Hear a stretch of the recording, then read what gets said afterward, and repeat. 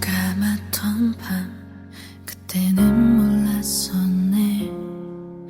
어디로 가야 하는지, 무엇을 해야 하는지 보이지 않아. 나갈 수도 없고 막막한 어둠에 갇혀버렸네. 그러나 구름 뒤에 별이 있었지. 모래처럼 반짝이는 그 수많은 별.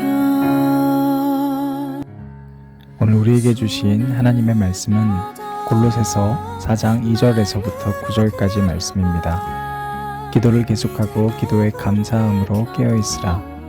또한 우리를 위하여 기도하되 하나님이 전도할 문을 우리에게 열어주사 그리스도의 비밀을 말하게 하시기를 구하라. 내가 이 일 때문에 매임을 당하였노라. 그리하면 내가 마땅히 할 말로서 이 비밀을 나타내리라. 의인에게 대하여서는 지혜로 행하여 세월을 아끼라. 너희 말을 항상 은혜 가운데에서 소금으로 맛을 냄과 같이 하라. 그리하면 각 사람에게 마땅히 대답할 것을 알리라. 투기고가 내 사정을 다 너희에게 알려주리니 그는 사랑받는 형제요 신실한 일꾼이요 주 안에서 함께 종이 된 자니라. 내가 그를 특별히 너희에게 보내는 것은 너희로 우리 사정을 알게 하고 너희 마음을 위로하게 하려 함이라. 신실하고 사랑을 받는 형제 오네시모를 함께 보내노니 그는 너희에게서 온 사람이라. 그들이 여기 일을 다 너희에게 알려주리라. 아멘. 막막한 어둠에 갇혀버렸네. 그러나 구름 뒤에 별이 있었지. 쉬지 않고 널 비춰주던 그 사랑의 빛.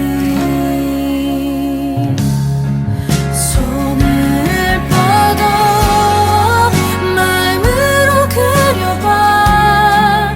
믿음의 불을 켜고 까만 밤을 깨뜨려. 저 구름 뒤에 숨겨진 별. 눈에 보이지는 않아도 존재하는 믿음은 바라는 것들의 실상이고 보이지 않는 것들의 증거이니 네 앞에 가려진 어둠을 뚫고 나가. 멈춰진 네 발을 앞으로 디뎌봐. 다친 마음에 별 하나를 띄워봐. 그 빛이 너의 어둠을 깨뜨릴 테니까. 찬란하게 눈부신 별. 너를 향해 비추이는 영원한 빛. 저 너머 널 비추는 빛. 그 별. 저 너머 널 지키는 빛. 그 별. 예수.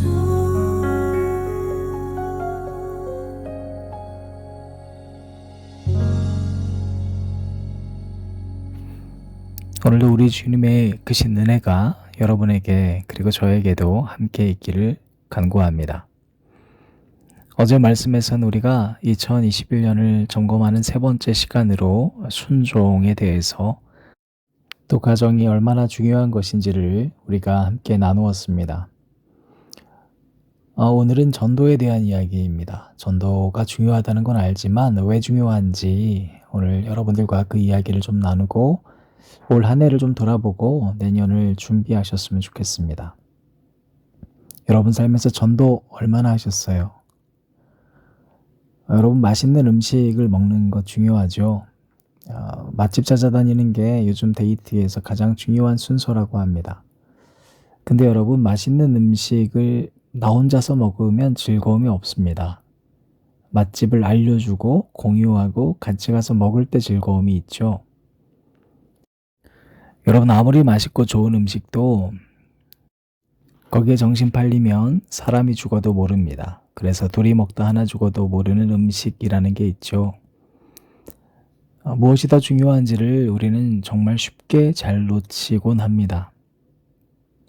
죽어도 모를 만큼 먹는 것에 눈이 팔릴 수 있는 것이 사람입니다. 여러분 사랑도 마찬가지입니다. 한 사람을 사랑해서 이 사랑은 당연히 관계이고 사랑은 확장이기 때문에 한 사람을 사랑해서 공동체에도 좋은 영향을 또 하나님의 나라를 일구어야 하는데도 사람을 사랑했다는 이유로 공동체에서부터도 사라지고 하나님 나라에서부터도 그 비전이 희미해진다면 우리는 점검해 봐야 합니다. 사랑이 아니라 결국 사욕이 되면 사랑이 아닌 사욕이 되면 결국에 그건 욕심이기 때문에 역시 죽을 수밖에 없습니다. 여러분 교회에서 가장 중요한 사명은 전도입니다. 전도입니다. 그런데 또 하나님께서 강조하시고 있는 또 우리에게 주어진 비전은 또 사명은 사랑이기도 합니다. 그러니까 전도와 사랑은 다르지 않습니다. 사랑이 나누는 것이고 내가 기꺼이 낮아지는 것이고 섬김이듯이 전도 또한 내가 가진 복된 소식을 나누는 것입니다. 여러분 나 혼자서만 기쁜 이야기, 기쁜 것들, 좋은 것들 누리려고 하면 욕심쟁이입니다. 마치 그것은 돈을 소유하고 나누지 못하는 것과 같습니다.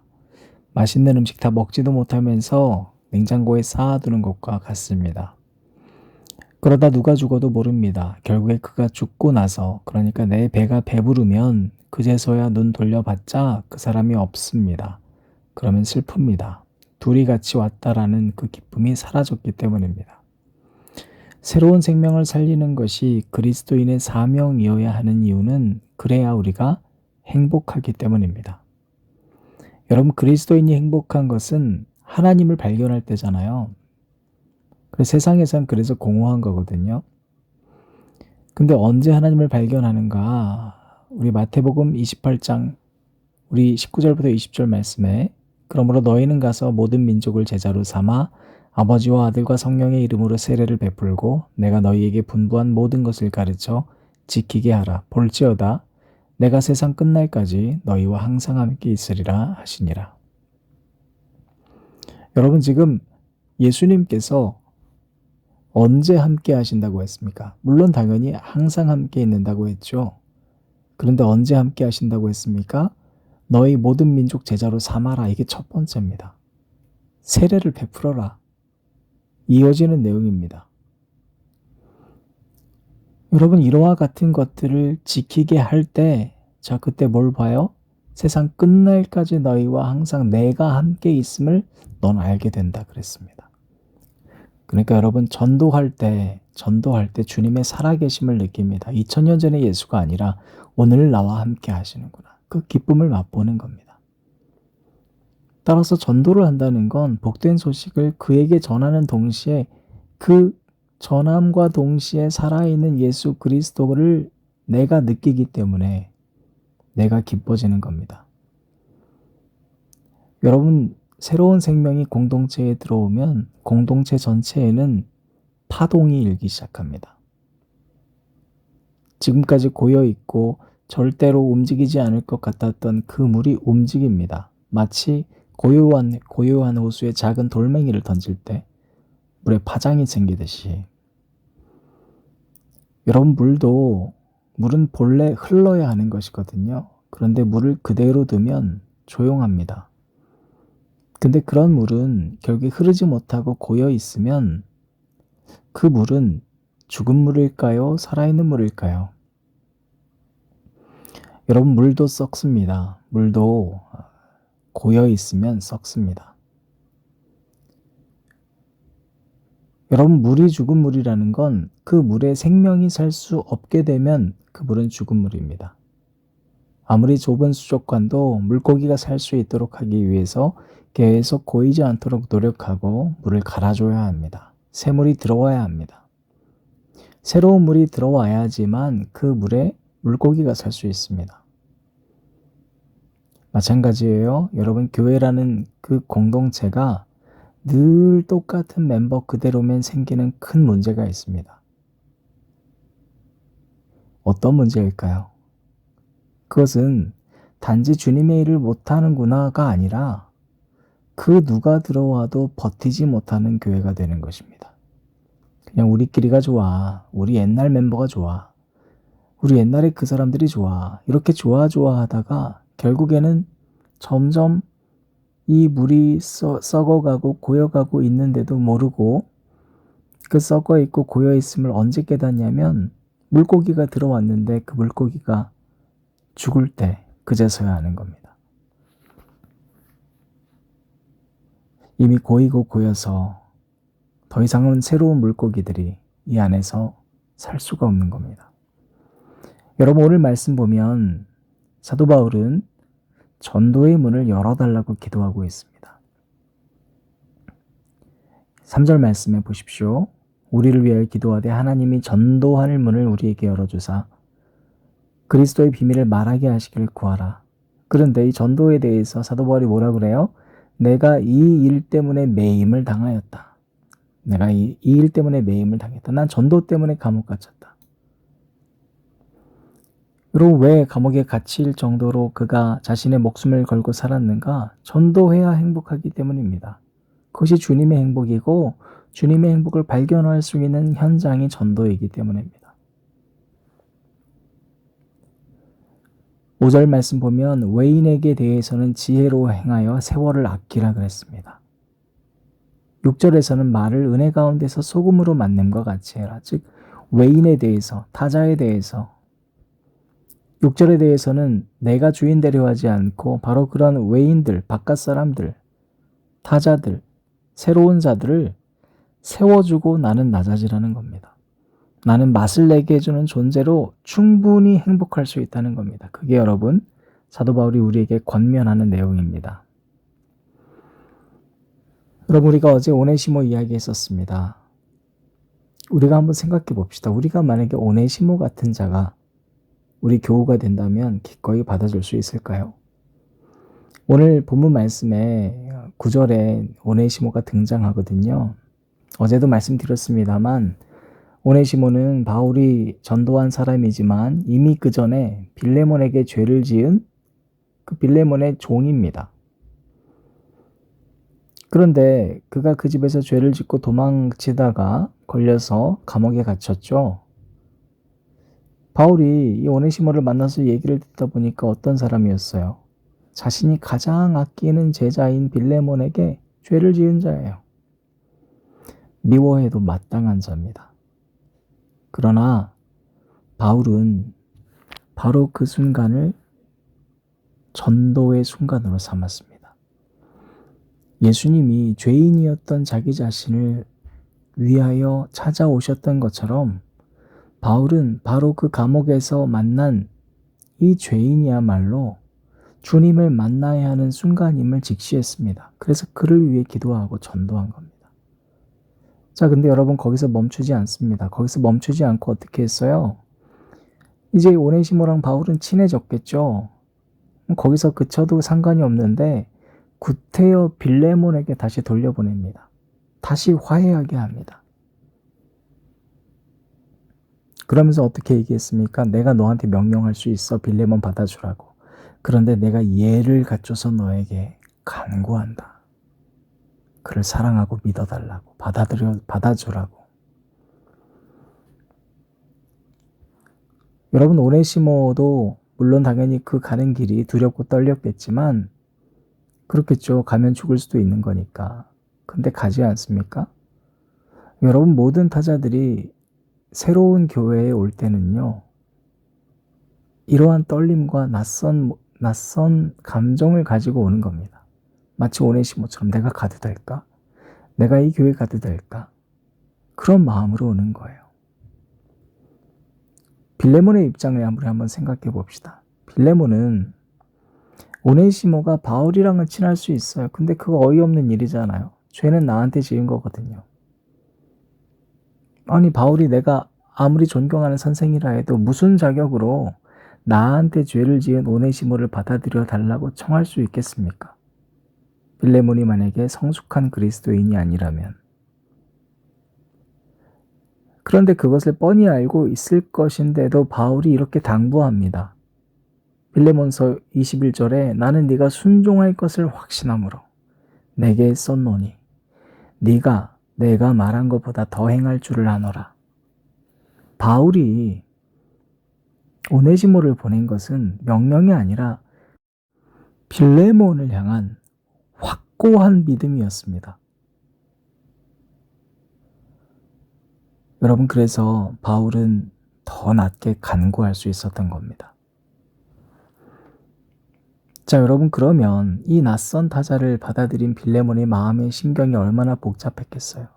그런데 그가 받아줬습니다. 그리고 나서 어떻게 됐는가? 오늘 본문 속에 오네시모가 등장하는데요. 9절입니다.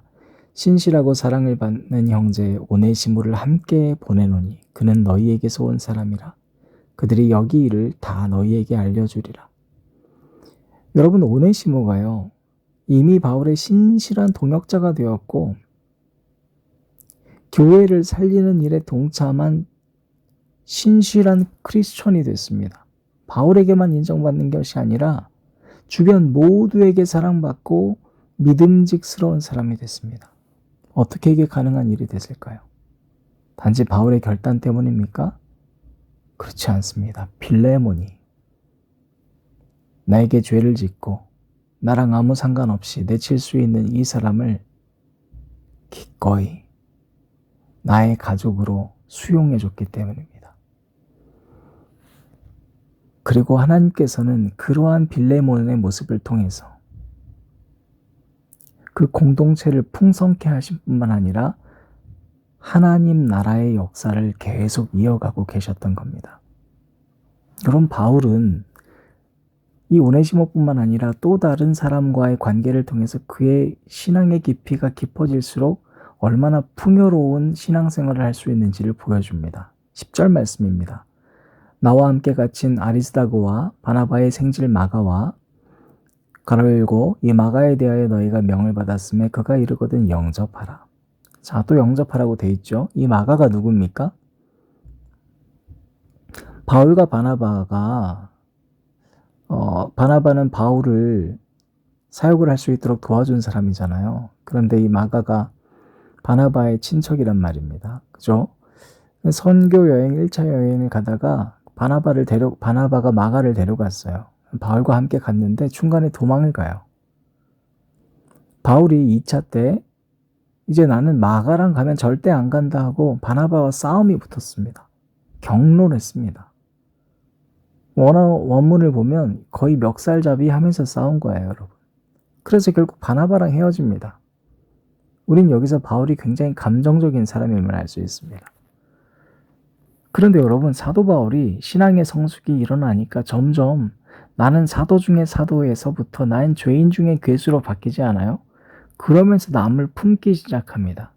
그것이 오네시모뿐만 아니라 마가에게도 동일합니다. 어떻게 알 수 있어요? 오늘 10절 말씀이에요. 마가를 제발 너희가 영접해라. 여러분, 마가가 이제 이 바울의 아주 신실한 동역자가 되었습니다. 여러분, 그리스도인이 된다는 건 이런 재미 아닐까요? 나와 대척점에 있는 사람과 함께 있을 수 있구나. 함께 있을 수 있구나. 절대 사랑 못할 것 같았는데 사랑할 수 있구나.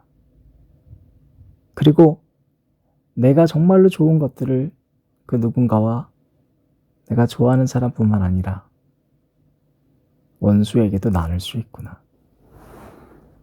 사랑하는 여러분, 전도를 부디 멈추지 않으시길 바랍니다.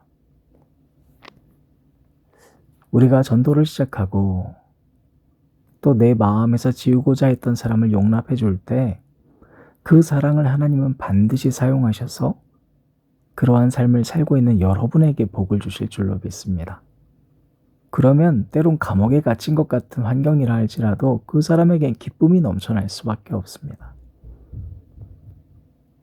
그 사랑을 통해서 공동체는 회복이 될 것이고 또 회복된 그 지체를 통해서 주님의 역사는 계속 이어져 나갈 것입니다. 올해 우리 생명샘 교회에는 6명의 새 가족들이 들어왔습니다. 여러분 부디 그들이 잘 적응할 수 있도록 도와주시기를 간구합니다. 제가 직접 하는 말보다 여러분들이 더 잘 행해 주실 것을 믿습니다. 특별히 생명샘 교회의 오랜 가족 구성원으로 구성된 우리 교회의 특성은 우리가 꼭 이루어야 할 그 길이 전도임을 잊어서는 안 됩니다. 그래서 새로운 생명이 들어올 때 우리는 누구보다 따뜻해야 합니다. 그것이 우리 모두가 행복한 길입니다. 특별히 내년 2022년에 우리의 목표가 하나님이 살아계심을 느끼는 현장이 되기 위해서 여러분 한 가정이 한 생명을 전도하는 것에 기도 제목을 두시기 바랍니다. 낯선 이들이 이 교회에 들어올 수 있도록 인도하는 통로가 되어주시기 바랍니다. 그들을 환대하는 아름다운 생명샘 교회가 되어서 부디 여러분이 살고 있는 모든 환경이 감옥이든 혹은 움직이는 어떠한 환경이든 하나님이 살아계시는 삶의 현장이 되시기를 주님의 이름으로 축원합니다. 기도하시겠습니다. 하나님, 전도의 문을 열어 주옵소서. 전도의 문을 우리에게 열어 주옵소서. 땅끝까지 주님의 복음을 전파할 때 2000년 전에 예수 그리스도께서 우리 삶에 지금도 함께 계심을 우리가 직접 만나게 되는 순간이 올 줄 믿습니다. 바울이 오네시모를 보내 빌레몬이 그와 함께 동역하고 바울이 빌레몬과 오네시모와 같은 자들과 한 지체가 될 때 살아계신 예수 그리스도께서 역사해 주셨던 것처럼 바울이 언쟁을 벌였던 마가와 함께 동역했던 그 기쁨이 그들에게 있었던 것처럼 오늘 우리에게도 있기를 간절히 바랍니다. 우리 이 새벽 기도회를 들으시는 모든 한 분 한 분에게 전도의 영이 부어져서 주님의 복음을 전하는 주님의 귀한 사명자로 세워주시기를 간절히 기도드립니다. 예수 그리스도의 이름으로 기도드렸습니다. 민족을 주의 백성 삼으소서. 주님의 뜻을 이루어 주소서. 어머니의 기도로 아이들이 자라나며 예수를 주로 고백하는 나라. 아버지의 마음이 자녀에게 흘러가며 온 세대가 주의 영광 안에 들어가게 하소서. 우리가 꼭 해야 되겠어요. 꼭 해야 되겠어요. 할 수가 있어요. 이 민족이 성도리체 복음화 될 수가 있어요. 축복의 원천이 될 수가 있어요. 우리가 사랑을 논하주러 가야 돼. 복음을 논하주러 가야 돼. 어머니의 기도로 아이들이 자라나며 거룩함 위에 세워지는 나라. 아버지의 마음이 자녀에게 흘러가며 온 세대가 주를 보도록